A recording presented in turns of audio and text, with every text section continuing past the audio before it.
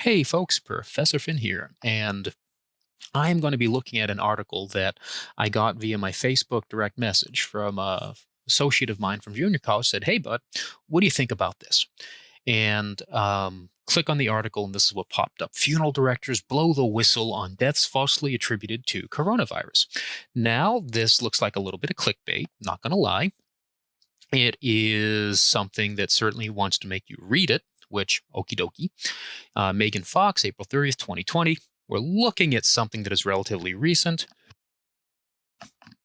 So this isn't something that apparently was written back in 2012. And I was like, hey, looking at this and having read through this article now, how about I talk about my process when I am trying to read something, anything the mass media or the smaller independent media provides me, run through my skeptic process with trying to dissect it, what should I believe and what I shouldn't. And the first thing, and I'll be honest, is I had no idea who PJ Media was. So I decided to go to Google and look these folks up. And it says PJ Media is a right wing media subscription based site that was founded in 2004. Its majority owner was Who Cares?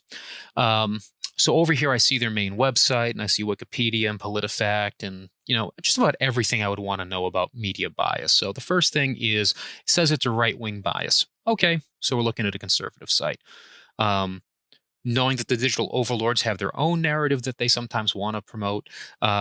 Again, I have to be a little skeptical as just how right wing are they? Are they, Fox News right wing, or are they just Breitbart right wing? Because there are varying levels of craziness on both left and right media biases. So I go to PJ Media, click on here, and cover up Joe Biden lied about where Tara Reid's 1993 sexual harassment claim would be. That looks a little clickbaity.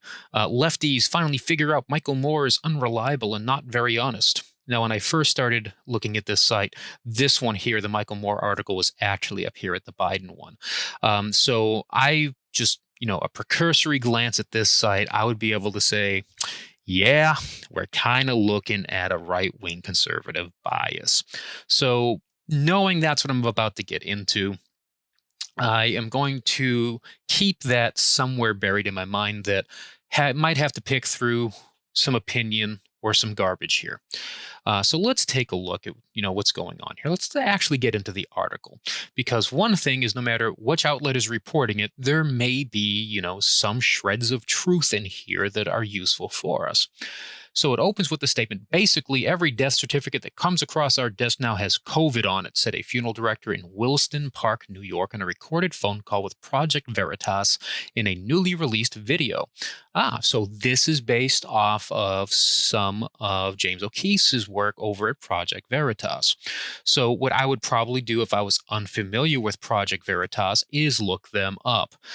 Project Veritas is an American right-wing activist group who actually has a fairly large number of retractions from major news agencies. So they do stir the pot. I'm not going to deny the fact they don't stir the pot.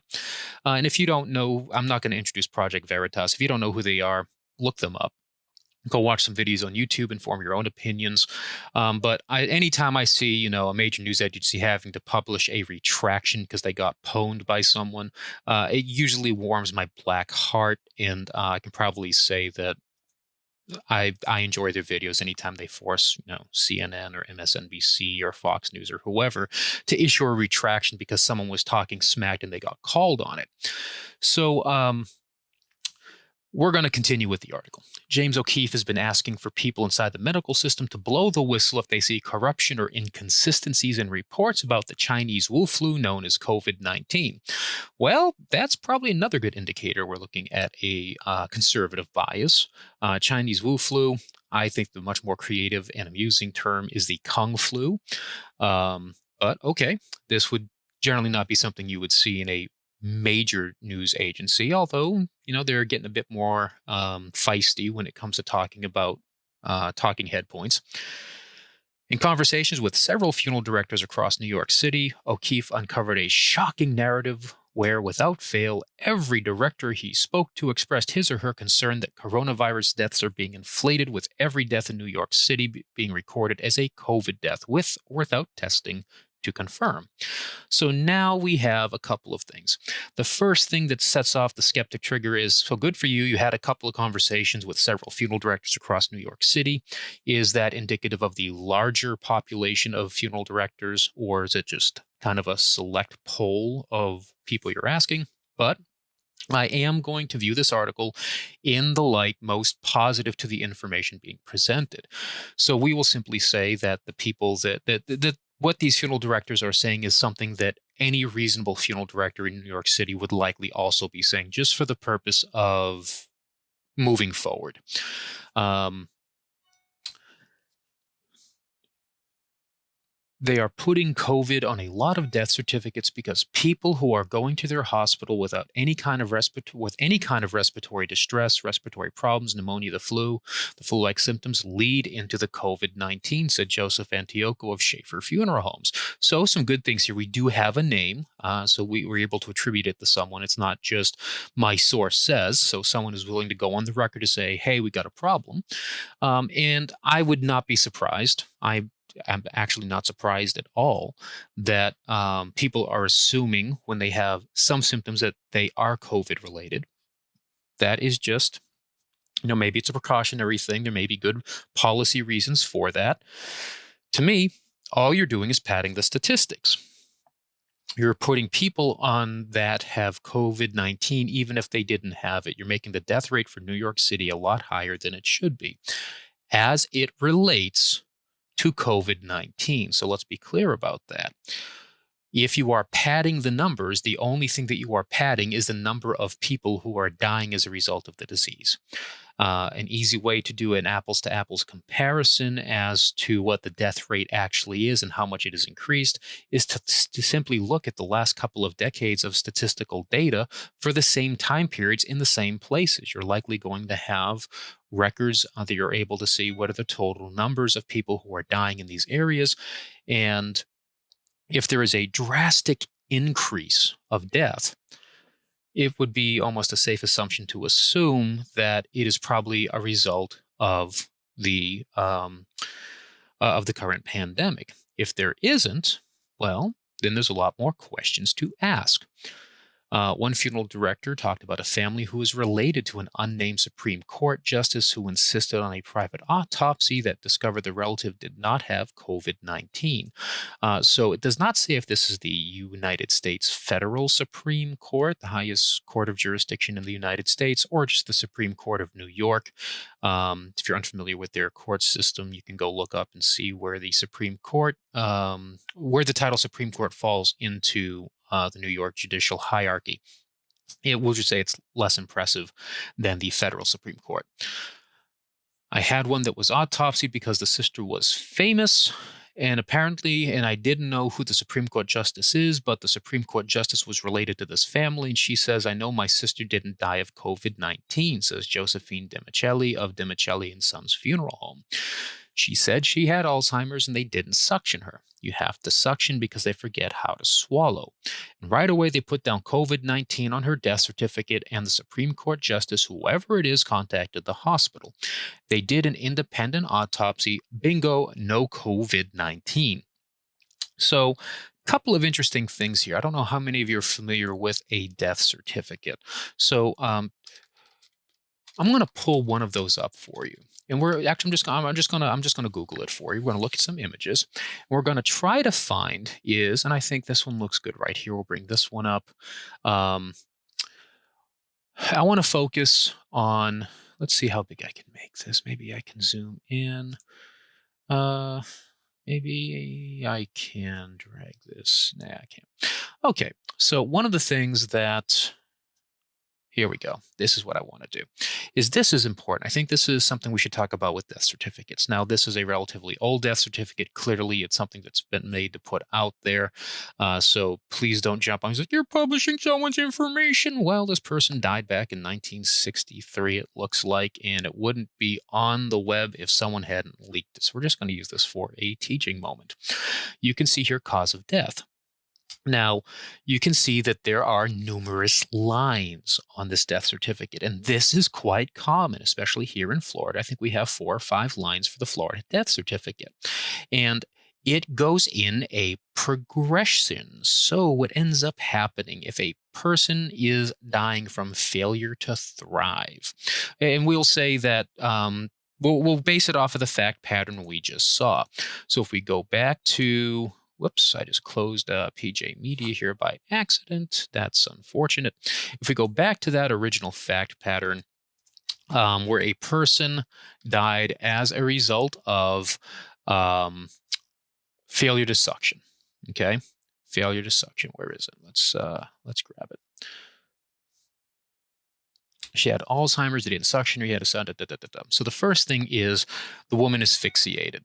So if we are looking at a death certificate, we are going to start with the actual cause of death, which in this case might be asphyxiation as a result of Alzheimer's disease, failure to thrive, whatever you would want. So you'd start with what actually caused the death. The next thing you would do is what was the result of that? In this case, it could be failure to thrive. Well, why was there failure to thrive? Alzheimer's disease. Well, there could be at the very top of the list or somewhere in between, you might be forced to list COVID-19. That might be something that the health department says on any death certificate, do your normal job, but also put in COVID-19 because we're going to want that on there. We're going to assume that all of them have it. Now, what I am saying, folks, is likely not what is happening. Okay. I can tell you as a funeral director in the state of Florida, especially when I first started out going to doctors' offices, dropping death certificates off, they're not filling out all 4 lines. Very few doctors, I feel safe in saying very few doctors actually do that. Many will just put failure to thrive, multiple diseases of the aged, etc. They will not put heart attack as a result of chronic obstructive pulmonary disease as a result of multiple diseases of the aged, because who cares? A person was 95 years old, so we'll just put multiple diseases of the aged, and away we go. So it is not surprising that maybe they're not, filling out all the lines. But that would be the first thing that I would caution you on is if COVID-19 is the only thing on there, then yes, we probably have a concern because that's basically you're falsifying a legal document. Starts with P, rhymes with urgery. You're doing something wrong. But if you're being directed to do that by the Department of Health or the state, well, you have to follow what you're being told. But it's still, at the end of the day, a little bit dishonest. DiMichele had other shocking tales to share. One nursing home assumed all its patients were positive without testing. And again, that isn't hyperbole. It's probably a very accurate statement, but the reasoning for this is probably like universal precautions. You assume everyone has AIDS and hepatitis, which is why you wear the universal precautions. So just saying that one nursing home assumed all its patients were positive without testing, that just might be common sense that, yes, we're going to assume that everyone has it. The guy that I just buried a little while ago from Long Island National Cemetery, they called me from the nursing home. They said, did Raymond have COVID-19? She said, well, no, it was a failure to thrive. But we're assuming they all have it. And I'm all, why would you assume? Why aren't they all in the hospital? She had no answer. I can't answer you, she said. They put it down. Raymond's death certificate said DiMichele, he didn't have COVID-19. So the interesting thing is here, a couple of things going on. And it's kind of like trying to get to your feet via your ear. Did he have COVID-19? Was he tested? Well, no, it was failure to thrive. Might have been failure to thrive, but how do you know they didn't have COVID if the person wasn't tested? We're assuming they all have it. Okay. Why would you assume that? Well, we're assuming everyone in the building has COVID because we're in the middle of a pandemic. Seems logically sound. Why aren't they all in the hospital? Well, I don't know. Probably because you can't unload every nursing home into every hospital. It's kind of this thing that why aren't they in the hospital if they're exhibiting signs and symptoms of COVID-19 infection? They probably go to the hospital. Okay, if there's space at the hospital, they probably go to the hospital. If not, you start making very, very uncomfortable and unfortunate types of decisions as to who to prioritize for ventilators and for heroics. So and so I can't answer. She said they put it down on Raymond's death certificate, and he didn't have COVID-19. So again, complex issue we're talking about here. It's not just that, it's a black and white, left side, right side, conservative, liberal. It is a much more complex situation, and I don't think that is conveyed in this down here. I know what they're saying. I understand the overall scope of what this is trying to convey, but I don't think it's very fair to say every person. If you're assuming that they all have COVID, you need to bring them all to the hospital. The hospitals would have been overwhelmed in the first 2 hours. You can't bring everyone if you're doing a assisted living facility assumption that is nationwide. There are several more funeral directors with similar stories. You can hear the whole account here below, and they do link to a video here that I'm just not going to play for you. You're welcome to, visit the site, play the video, go to Project Veritas, look at the work that they do. Go to Huffington Post, read what Huffington Post says. I don't care what you do. You're welcome to do whatever you want. You are an adult, and you're responsible for your own opinions, your own decisions.